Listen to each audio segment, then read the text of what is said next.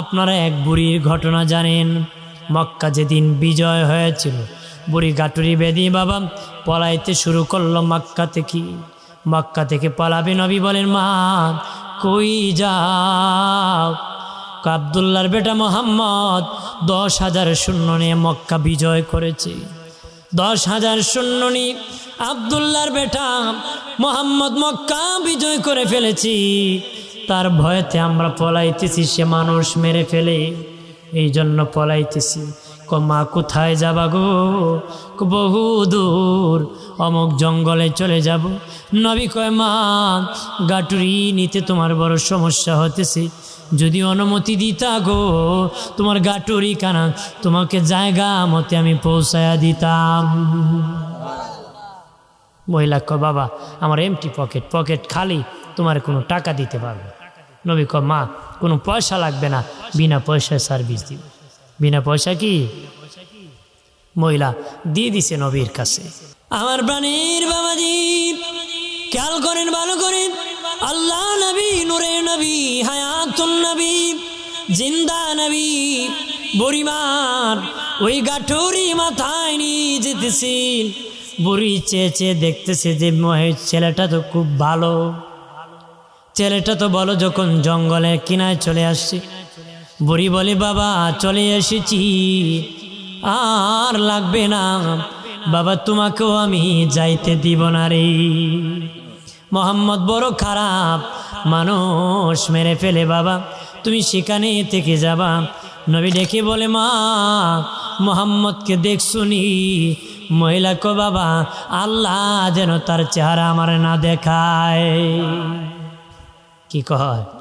আল্লাহ যেন তার চেহারা আমারে, আর সামনে কি আমার নবী, নবীর দেখতেছে। দেখি বলি বাবা রে বহু কষ্ট করে এনেছ, একটা পয়সা দিই না।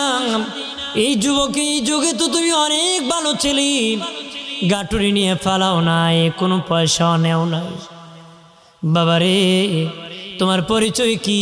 তোমার বাড়ি কই?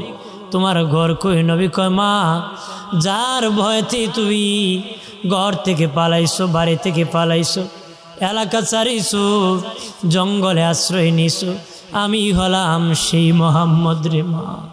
মহিলা চিৎকার দিয়ে কাঁদি, নবীকে জড়ায় ধরে কই বাবা রে তোমার ব্যাপারে কত মানুষের সামনে আমি শুনেছি, তুমি নাকি খারাপ, তুমি নাকি মানুষ মেরে ফেলো, তুমি নাকি আমাকে মেরে ফেলবে রে বাবা, এই জন্য পলাইতে রাখছি। এখন দেখি এমন ছেলে মানুষ মারতে পারে না, পয়গাম্বর ছাড়া আর কেউ হতে পারে না রে বাবা, আমি তোমার সাথে যাব, জঙ্গলে যাব না, আমারে কালেমা পড়ে তুমি মুসলমান বানায় দাও। আর জোরে কর। তাহলে নবী বুড়িকে সাহায্য করেছেন, যার উপরে কোনো ব্যক্তি নাই, আমার নবীর উপর সৃষ্টিতে আর কোনো সৃষ্টি নাই। কথা কনা। আর আমরা এমন হেডে মইছে বাবা, কেউ কারো উপকারে যায় না। কথা কন ঠিক কিনা বেটা? আর সামনে দেখে এক বেটা পুকুরে ফিরে মরতেছে, হে বেটাকে আমি হেডেম ছাড়তাম না, হেরে পানিতে নাই আমি উঠাইতাম না। কেন এই হেডেম ধরে কোনো ফায়দা হবে? দুজকে নিয়ে যাবে। বাবাজি খেয়াল করেন, ভালো করেন, মানুষের সম্মান কত জানেননি? ও বাবাজি সিদ্দিক আকবর রাদিয়াল্লাহু তাআলা আল্লাহ নবীর বাসনি নামাজ পড়ার জন্য রওনা হয়েছেন, নামাজ পড়বে। কিন্তু যে রাস্তা দিয়ে রওনা হয়েছেন ওই রাস্তাটা বাবা এত ছোট, একজন গেলে আরেকজন আসতে পারে না, পিছনে যেতে পারে না। যদি পাস হয় খুব ঘষাঘষি করে যেতে হয়। হযরতে আবু বকর দেখেন নবীর পিছনে নামাজ পড়বেন, কিন্তু সামনে একজন ইহুদি বুড়া লাঠি ভর করে করে যাইতেছে। উনি মনে মনে বলেন যদি বুড়ার পিছনে হাঁটি নবীর পিছনে নামাজ ধরতে পারবো না, আর যদি নামাজ ধরতে হন বুড়াকে ধাক্কা দিয়ে ফেলে দিয়ে আমাকে যেতে হবে, চিপা দিয়ে কষ্ট দিয়ে যেতে হবে। না না, আমি নামাজ ছেড়ে দিব, পরে জামাত ধরবো, যতটুক পায় ততটুক ধরবো, কিন্তু আল্লাহর সৃষ্টি ওই বৃদ্ধকে আমি বেইজ্জতি করতে পারি না রে। নবী বলেছেন কিয়ামতের আগে জওয়ানরা বুড়াদের বিরুদ্ধে কথা কই, জোশ মারবো। আসে না জোয়ানরা কয় বুড়া বেটা কী করছে, খালি মাইল লাগেছে, দেখে যায় সীমানা নিয়ে ধাক্কা ধাক্কি করছে, তখন আগের বুড়ারা সীমানা ঠিক দেয় নাই, কিন্তু সীমানা যখন ম্যাপ নিয়ে গেছে নাতি দেখে যদি বুড়ার কুটাত না থাকে এর ঘর ভাঙ্গা দিতে। কথা কন ঠিক কিনা? বহু জায়গায় আমি নিজেও গেছি কুটা দিতে, বিচারে দেখছি বেটা ফাল মারছে, ম্যাপে দেখা আমারটা সোজা, এখন বাঁক হইব কেমনি। এখন ম্যাপ লিয়ে যখন গেছে দেখে যদি সোজা করতে হয় ওই কোনাইতে তার ঘর দিয়ে দিত। এই কোনায় দিয়ে কি করতে, তা আগের তুই ঠিক আছিল, যেমনি আছিল হেমনি থাক। তার মানে জোয়ানের জোয়ান কি, বুড়ার দাম কি, কি তা কথা ঠিক কি না? এই জন্য নবী বলেছেন কিয়ামতের আগে আগের পরের লোকেরা আগের লোকদের দোষারোপ করবে, পরের লোকেরা কি আগের লোকদের দোষারোপ করবে। যে ধর্মীয় লাইনে করে বিচার আদালত লাইনে করবে, এটা করবেন না, বেয়াদবি, এটা কিয়ামতের আলামত, এটা কিয়ামতের কি। আমার প্রাণের বাবাজি, মানুষ হিসাবে ভুল হতে পারি, সমালোচনা করবেন না, ইজ্জত করবেন, যদি না করো তোমাকে বেজ্জতি করবে পরের যুবকরা। বাবা ইজ্জত শিখাতে হবে। হযরত আবু বকর সিদ্দিক রাদিয়াল্লাহু তাআলা আনহু বলেন, বুড়া ইহুদি হতে পারি, আমি সম্মান করব। আস্তে আস্তে উনি যেতেছেন, আস্তে আস্তে যেতেছেন, এইদিকে আল্লাহ নবী মসজিদের মধ্যে রুকুতে নবী চলে গেছেন, রুকুতে চলে গেছেন, সেজদা থেকে রুকু থেকে নবী সোজা হবেন, এমনি জিবরিল আমিন আসিয়া বলে, নবীজি ও মায়ের নবী, আপনি রুকু থেকে সোজা হবেন না, সোজা হবেন না কেন রে জিবরাইল? জিবরিল বলে, নবীজি আপনার আবু বকর আল্লাহর এক সৃষ্টিকে সম্মান করেছে, ইজ্জত করতে যাইয়া জামাত ছেড়ে যাইতেছি, জামাতে শরীক হতে পারে নাই, নির্ধারিত সময় গো নবীজি সম্মান করেছে আল্লাহর সৃষ্টিকে, এই জন্য আমার আল্লাহ আবু বকরকে সম্মান করেছে, বলে দিয়েছে আবু বকর যতক্ষণ আসবে না ততক্ষণ রুকু থেকে সোজা হয়ে আপনি দাঁড়াবেন না। কন্যা সুবহানাল্লাহ। তাহলে আল্লাহ ইজ্জত করছে, আল্লাহর সৃষ্টিকে ইজ্জত করার কারণে। তুমি যখন ইজ্জত করবা ইজ্জত পাইবা। আদবে আউলিয়া, বেয়াদবে দেউলিয়া।